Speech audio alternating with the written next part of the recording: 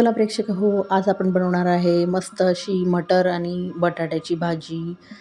मस्त रश्श्यावाली भाजी बनवणार आहे. त्यासाठी मी इथे 1 किलो, मी इथे 5 ते 6 जणांसाठी भाजी बनवते. 1 किलो बटाटे उकडून घेतलेले आहे.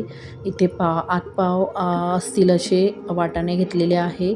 4 ते 5 कांदे घेतलेले आहे बारीक चिरून. त्यानंतर 5 ते 7-8 लसणाच्या पाकळ्या घेतलेल्या आहे बारीक चॉप करून. चॉपरमध्ये मी कांदाही चॉप केलेला आहे. त्यानंतर इथं 2 ते 4 चमचे इथे मी तेल टाकलेलं आहे. जितकं तुम्ही तेल जास्त टाकाल भाजीला तितकं छान चव येते आणि तर्री पण छान येते भाजीला. त्यानंतर मी इथे जिरं मोहरी टाकलेलं आहे. जिरं चांगलं तडतडल्यानंतर आपण इथे हिंग टाकून घेतलेलं आहे. हिंगाने पदार्थाला, कोणत्याही पदार्थाला चव छान येते, म्हणून प्रत्येक पदार्थामध्ये हिंग हा टाकलाच पाहिजे. त्यानंतर मी इथे मिरची टाकून घेतली आहे बारीक चिरलेली आणि बारीक तो चॉप केलेला लसूण टाकून घेतलेला आहे. कांदा टाकून घेतलेला आहे. त्यानंतर 2 तमालपत्र मी इथे टाकलेले आहे. शूट करायचं विसरल्यामुळे दाखवले नाही गेले. थोडा कांदा तेलात झाल्यानंतर मी वाटाणे टाकून घेतले आहे, कारण वाटाणे लवकर नरम होतात तेलामध्ये, त्यामुळे वाटाणे थोडे नंतर टाकलेले आहेत. वाटाणे तेलात चांगले नरम होईपर्यंत आपल्याला परतवून घ्यायचे आहे. त्यात टमाटा टाकलेला आहे मी आता. टमाटे पण मी इथे 2 बारीक चिरून घेतलेले आहे. ते मी शूट करायचं विसरल्यामुळे सांगितले गेले नाही आधी. टमाटा पण चांगला नरम होईपर्यंत चांगला शिजवून घ्यायचा आहे. इथे मी 5 ते 6 जणांची भाजी करत आहे, म्हणून क्वांटिटी मी जास्त प्रमाणात घेतलेली आहे सगळ्या गोष्टीची. मीठ टाकून घेऊया. 2 ते 3 चमचे इथे मीठ टाकून घेऊया आपण.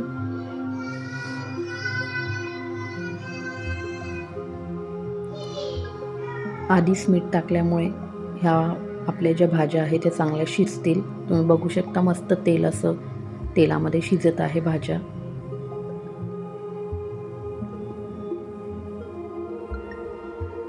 हळद टाकून घेऊया 1 चमचा. लाल तिखट टाकून घेतलेले आहे. 2 ते 1.5 चमचा लाल तिखट टाकलेले आहे. लाल कलरचं पण काश्मीरी लाल मिरची टाकलेली आहे 1 चमचा. धनेपूड टाकलेले आहे 1 ते 2 चमचे. धनेपूडने ही टेस्ट आपली छान येते, म्हणून प्रत्येक भाजीमध्ये धनेपूड ही टाकलीच पाहिजे. थोडा इथे काळा मसाला टाकलेला आहे मी त्याची रेसिपी तुम्हाला देईल. काळा मसाला कसा करायचा असतो, कोरडा काळा मसाला. तुम्हाला हवी असल्यास कमेंट करून नक्की सांगा. त्यानंतर आपण आता उकडवून हे बटाटे छान बारीक असे कापून घेतलेले आहे ते टाकलेले आहे. याला जास्त आपण हलवणार नाही आहोत, कारण की आपले बटाटे हे मॅश होऊन जातील. यात मी 3 ते 4 ग्लास इथे पाणी टाकलेलं आहे. त्यानंतर कोथिंबीर टाकलेली आहे, मस्त अशी ताजी कोथिंबीर. तुम्ही बघू शकता उकळ किती छान आलेला आहे भाजीला. भाजी छान उकळू द्यायची आहे. तेल जास्त टाकल्यामुळे तर्री आलेली आहे.